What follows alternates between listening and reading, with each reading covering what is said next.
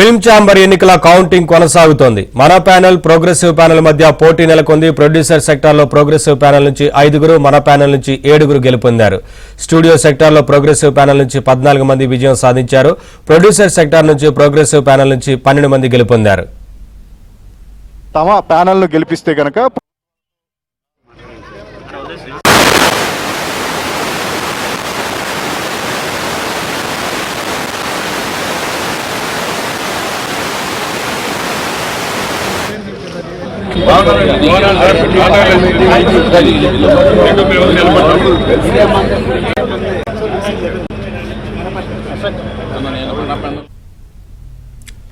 Updates మా correspondent Sujan film chamber నుంచి live ద్వారా అందిస్తారు. సుజన్, ఇప్పటికే ప్యానెల్కి సంబంధించి ఒక్కొక్క ఫలితాలు వస్తున్నట్లు కనిపిస్తా ఉంది కదా, అధ్యక్షుడిగా ఎవరు ఎన్నికయ్యేందుకు అవకాశం ఎక్కువగా ఉంది, ఏంటి అప్డేట్స్?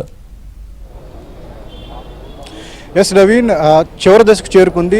కౌంటింగ్ కూడా చివరి దశకు చేరుకుంది.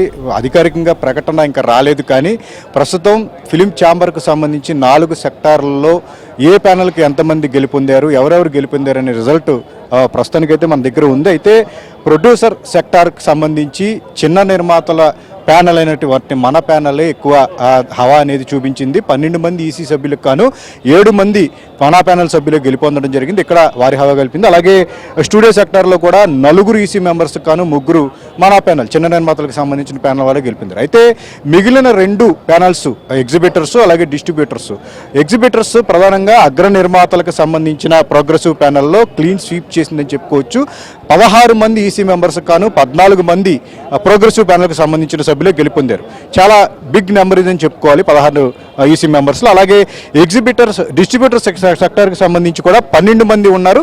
ఇందులో ఇరు ప్యానెల్స్కి సంబంధించి సగం వస్తాయని చెప్పేసి చివరి వరకు ఒక ప్రచారం అయితే నడిచింది. కానీ ఇక్కడ అగ్ర నిర్మాతలకు సంబంధించినటువంటి ప్రోగ్రెసివ్ ప్యానెలే హవా చూపించిందని చెప్పుకోవచ్చు. 8 మంది అత్యధికంగా ఈ ఈసీ మెంబర్స్గా ఎన్నికవడం జరిగింది. 3 మాత్రం మన ప్యానెల్కి సంబంధించిన వాళ్ళు, 1 టై అయింది జరిగింది. ఓవరాల్గా చూసుకుంటే కనుక ప్యానెల్ పరంగా ఎవరికి వారే కొంత హవా చూపినప్పటికీ ఓవరాల్ ఈసీ మెంబర్స్ 44 ఈసీ మెంబర్స్లో 28 అనేవి ప్రోగ్రెసివ్ ప్యానెల్కి సంబంధించిన వారికే ఈ ఆధిపత్యం అనేది కనపడుతూ ఉంది. మిగిలిన 15 మన ప్యానెల్కి సంబంధించింది. అంటే చాలా క్లీన్ స్వీప్ అని చెప్పుకోవచ్చు. 28 అంటే 44 కూడా చాలా బిగ్ నెంబర్ అని చెప్పుకోవాలి.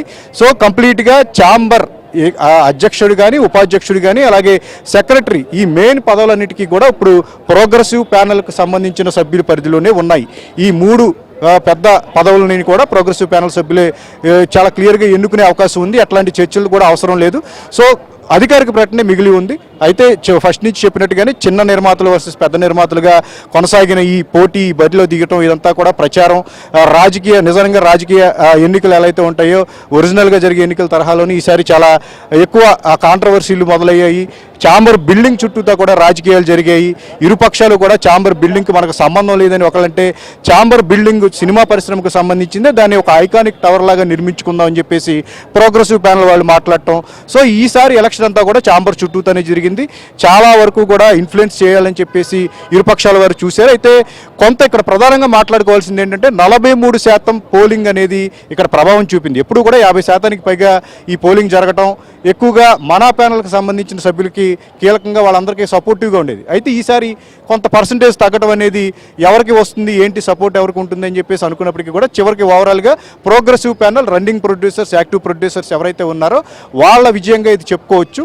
ఖచ్చితంగా సురేష్ బాబు ఉదయం నుంచి చాలా మందికి ఒక ప్రచారం ఛాంబర్ ప్రిన్సెస్లో కానీ నిర్మాతల్లో కానీ సభ్యుల్లో కానీ జరిగిన ఏంటంటే అధ్యక్షుడిగా సురేష్ బాబు ఎన్నిక ఖచ్చితంగా చేయబడుతుంది, సాయంత్రం లోపు ఈ విషయం తెలుస్తుంది అని చెప్పేసి అన్నట్టుగానే అది కొద్దిసేపట్లోనే దానికి సంబంధించిన ప్రకటన రానుంది. సో ఓవరాల్గా చిన్న నిర్మాతల మీద ఇది పెద్ద నిర్మాతల విజయం ఏదైతే ఎలక్షన్ ప్రచారం చూసినట్టుగానే అలాగే జరిగింది. కాబట్టి ఇప్పుడు చిన్న నిర్మాతల మీద ప్రోగ్రెసివ్ ప్యానెల్ వైపు నుంచి నిల్చున్న పెద్ద నిర్మాతలు భారీ విజయాన్ని అందుకున్నారు. ఎప్పుడు లేదు, గతంలో కూడా సగం వచ్చాయి, చర్చలు జరిగాయి, పదవుల కోసం చాలా వరకు గంటలు చర్చించేవారు. బట్ ఇప్పుడు ఎలాంటి చర్చలు లేకుండా 1-sided విజయంగా దీన్ని మనం చూడాల్సి ఉంటుంది. నవీన్, పూర్తిగా ఎప్పటి వరకు ఫలితాలు వచ్చేందుకు అలాగే అధికారికంగా ప్రకటించేందుకు అవకాశం ఉంటుంది? ఇంకా కౌంటింగ్ కొనసాగుతూ ఉంది కదా వేరే సెక్టార్లకు సంబంధించి?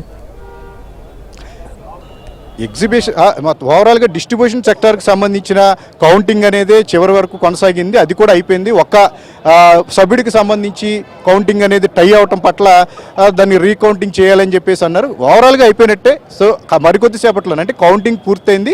దానికి సంబంధించిన ఏ సభ్యుడికి ఎంతెంత ఓట్లు వచ్చాయనే దాన్ని మెన్షన్ చేసిన తర్వాత అధికారికంగా ప్రకటించే అవకాశం ఉంది. ఇక తర్వాత పదవులకు సంబంధించి అంటే ఈ రోజు ప్రకటిస్తారా లేదా రేపు ఒక కమిటీ మీటింగ్ లాగా ఏర్పాటు చేసుకుని నూతన కార్యవర్గానికి సంబంధించిన ప్రకటన వాళ్ళందరూ ఎప్పుడు మాట్లాడతారు ఏంటనేది మాత్రం మరికొద్ది సేపట్లో క్లారిటీ రానుంది. కౌంటింగ్ అయితే పూర్తి అయిపోయింది. అవి అధికారిక సమాచారం మాత్రం మరికొద్ది సేపట్లోనే దానికి సంబంధించిన సమాచారం మీడియాకి తెలిపి